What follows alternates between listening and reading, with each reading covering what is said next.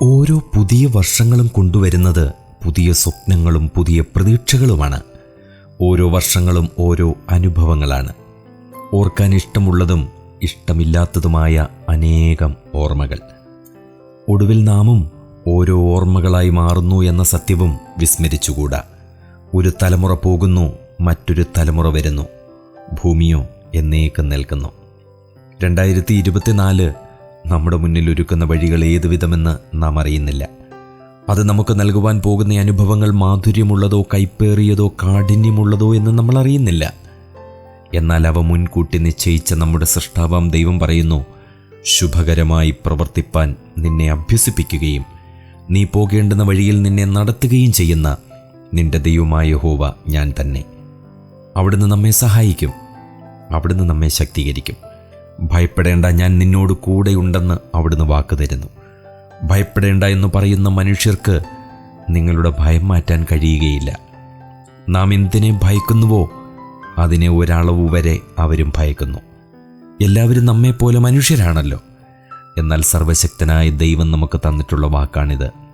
ഭയപ്പെടേണ്ട, ഞാൻ നിന്നോട് കൂടെയുണ്ട്. ഭ്രമിച്ചു നോക്കേണ്ട, ഞാൻ നിന്റെ ദൈവമാകുന്നു. അതെ, നമ്മുടെ ദൈവം നമ്മോട് സംസാരിക്കുന്നു. ഞാൻ നിന്റെ ദൈവമാകുന്നു. കഴിഞ്ഞ നാളുകളിൽ നിങ്ങളോട് കൂടെ ഉണ്ടായിരുന്ന പലരും ഇന്ന് നിങ്ങളോട് കൂടെ ഉണ്ടായിരിക്കില്ല. പലരും മാറിപ്പോയി, പലരും മറന്നുപോയി. ചിലർ കാലയവനികയ്ക്കുള്ളിൽ മറഞ്ഞുപോയി. ഈ ലോകത്തിലെ ഏറ്റവും വലിയ സ്നേഹമായി നാം കാണുന്നത് ഒരമ്മയ്ക്ക് തൻ്റെ കുഞ്ഞിനോടുള്ള സ്നേഹമാണ്. അതുതന്നെ ദൈവവചനവും പറയുന്നു. നമുക്ക് ഉൾക്കൊള്ളാനാകുന്ന ഒരു ദൃഷ്ടാന്തമായിട്ട് ഒരു സ്ത്രീ തൻ്റെ കുഞ്ഞിനെ മറക്കുമോ?